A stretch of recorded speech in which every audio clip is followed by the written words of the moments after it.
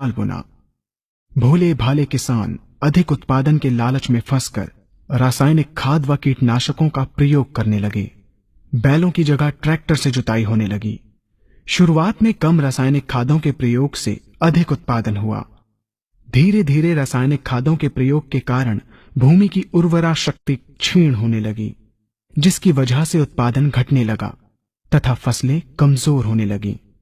फसलों के कमजोर होने के कारण उनमें रोग व कीट लगने लगे। रोग व कीटों से फसल की सुरक्षा के लिए और अधिक कीटनाशकों का प्रयोग होने लगा।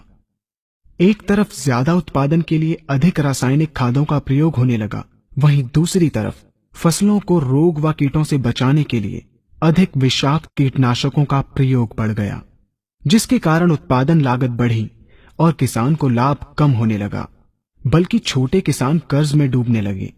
धीरे धीरे भूमि की उर्वरा शक्ति क्षीण होने से भूमि बंजर होने लगी।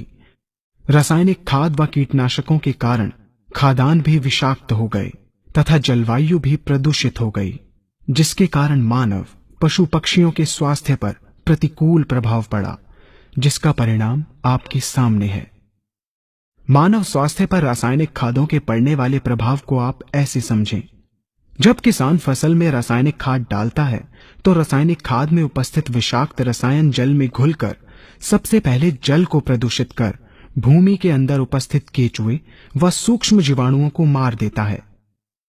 ये बात सभी किसान अच्छी तरह से जानते हैं कि केचुए व अन्य सूक्ष्म जीवाणु भूमि की उर्वरा शक्ति को बढ़ाने के लिए अति आवश्यक होते हैं।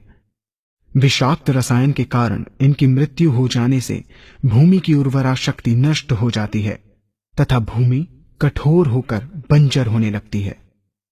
रासायनिक खादों के विषाक्त रसायन पानी के माध्यम से अन्य खनिजों के साथ फसल के अंदर पहुंचकर फसलों को विषाक्त बना देते हैं।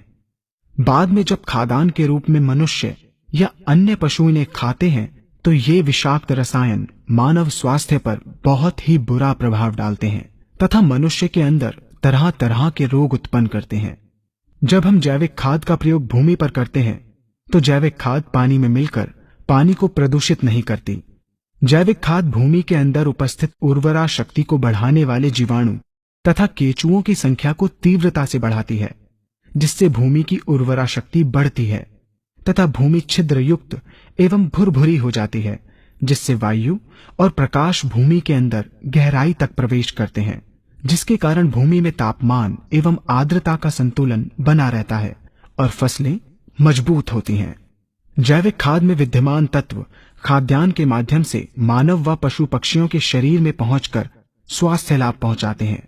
जैविक खादों के प्रयोग से फसलें अच्छी और मजबूत होती हैं, जिसके कारण उन पर रोगों एवं कीटों का ज्यादा प्रभाव नहीं पड़ता। यदि किसी प्राकृतिक कारणवश कीटों व रोगों का प्रभाव अगर पड़ता भी है तो गौमूत्र एवं औषधीय वनस्पतियों के घोल के छिड़काव करने से फसलों को रोग एवं कीटों से बचाया जा सकता है। गौमूत्र एवं अन्य प्राकृतिक औषधियों के मिश्रण के छिड़काव से फसलों का कम लागत में बचाव हो जाता है तथा वातावरण पर भी कोई दुष्प्रभाव नहीं पड़ता। यहाँ हम आपको तालिकाबद्ध तरीके से दोनों